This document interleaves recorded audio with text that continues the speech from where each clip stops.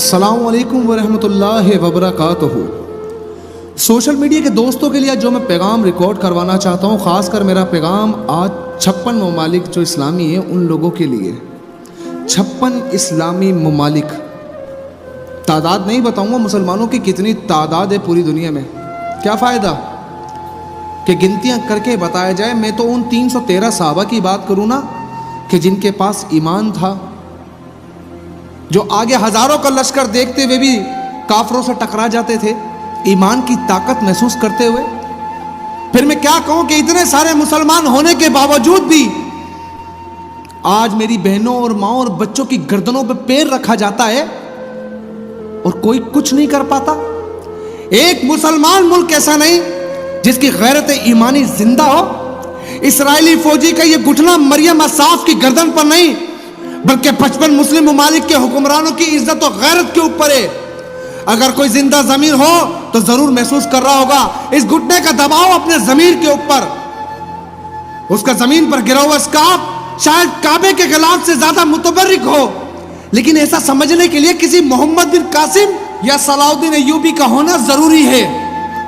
آج super power بن چکے نا مسلم ممالک، کتنے سارے میزائلز بنا چکے نا، تو پھر میں کیا کہوں کہ مسجد اقصی میں رکھے پتھر تمہارے ان میزائلوں سے لاکھ گنا اچھے ہیں کہ آج بھی مسجد اقصی کی حفاظت کر رہے ہیں۔ ہمارے انبیاء کی سرزمین پر رمضان کے مہینے میں جس طرح ان لوگوں نے بربریت مچائی، کسی کو کوئی فرق نہیں پڑا۔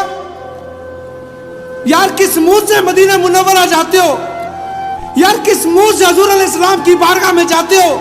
تمہیں شرم نہیں آتی کہ تم جاتے ہو حضور علیہ السلام کا سامنا کرتے ہوئے تمہیں ڈر نہیں لگتا کہ نبی کی امت پر ظلم و بربریت مچ رہی ہو اور تم تماشائی بن کر ایسے حکمران بن کے بیٹھے ہو کہ تمہاری غیرت جوش نہیں مارتی؟ پھر صحیح کہا نا ڈاکٹر صاحب نے کہ دل میں عشق محمد نہیں ہے اگر کلمہ سنانے سے کیا فائدہ؟ کلمہ شوق طیبہ نہیں ہے اگر مکے میں آنے جانے سے کیا فائدہ؟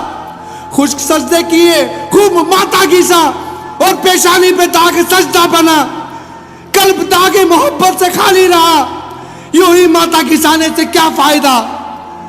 کس کو دکھا رہے ہو تم یہ جا کر فوٹو سیشن کرواتے ہو؟ وہاں تمہیں اپنی ماں بہنوں کی آہو بکا سنائی نہیں دیتی؟ تم حجاج بن یوسف سے بھی ظالم ہو۔ اس نے تو ایک وہ فاسق شخص تھا جس نے خانہ کعبہ پر پتھراؤ کر دیا تھا، تم مدینہ جاتے ہو، تم فوٹو سیشن کرواتے ہو، تم خود کو عاشق رسول کہتے ہو، تم مدینہ کس منہ سے جاتے ہو؟ حجاج بن یوسف نے خانہ کعبہ پر پتھراؤ کیا، لیکن ایک مسلم بیٹی نے لکھا تھا کہ المدد الحجاج المدد، میری مدد کو آؤ۔ اس کی غیرت ایمانی جاگ گئی، اس نے محمد بن قاسم کو بھیج دیا کہ تمہارے اندر کوئی ایمان کا خطرہ نہیں کہ تمہیں اتنے سارے لوگوں کی اتنے مسلمانوں کی آؤ بکا سنائی نہیں دیتی؟ 56 ممالک بیٹھ کر کچھ نہیں کرے، تماشا دیکھ رہے، تو پھر تمہارے اس اتحاد کے اوپر تماشا بنا دیا تم نے مسلمانوں کا۔ اور اللہ کیوں نہ کرے تمہیں ذلیل کہ تم اتنی طاقت رکھ کر بھی مسلمانوں کے لیے کچھ نہیں کر پا رہے، کیونکہ تمہارے ملک کا مسئلہ نہیں ہے۔ تمہیں صرف اپنوں کے اوپر روب جمانا آتا ہے، تمہیں اپنوں کے اوپر طاقت دکھانا آتا ہے۔ اگر یہی طاقت تم کافروں پر دکھا دیتے تو شاید رب بھی تم سے راضی ہوتا اور تمہاری قوم بھی تم سے، لیکن تم نے ایسا نہیں کیا۔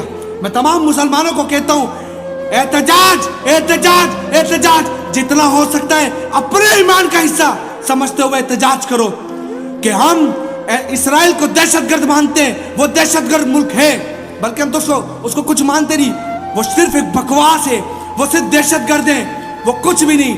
قائد اعظم نے اس کو کبھی ریاست تسلیم نہیں کیا، ہم بھی نہیں کرتے۔ اٹھائے گرے لوگ، حرام کی پیداواریں، ان کو تم تحفظ فراہم کرتے ہو صرف یہ کہہ کر کہ تو یورپی یونین تم سے ناراض ہو جائے گی۔ وہ ملک جس کا تجزیہ نکالا گیا کہ وہ پورا کا پورا ملک، اس کی زیادہ تر آبادی حرام کی ہے، تم مجھ سے ڈر گئے؟ اگر تم حضور کی عزت پر یہ بھی کر جاتے نا، ان سے لڑ جاتے، ان میں طاقت نہیں تھی تمہارا مقابلہ کرنے کی، لیکن تم جتنا جھکتے گئے، دبتے گئے، کہ تمہیں اتنا دباتے گئے، کیونکہ اللہ نے صاف فرما دیا کہ یہود و نصارہ تمہارے کھلے دشمن ہیں۔ خیر، میں اتنا کہنا چاہتا ہوں، اگر غیرت ایمانی سمجھتے ہو نا تو اپنے مسلمان بہن بھائیوں کے لیے کچھ تو کرو۔ السلام علیکم ورحمۃ اللہ وبرکاتہ۔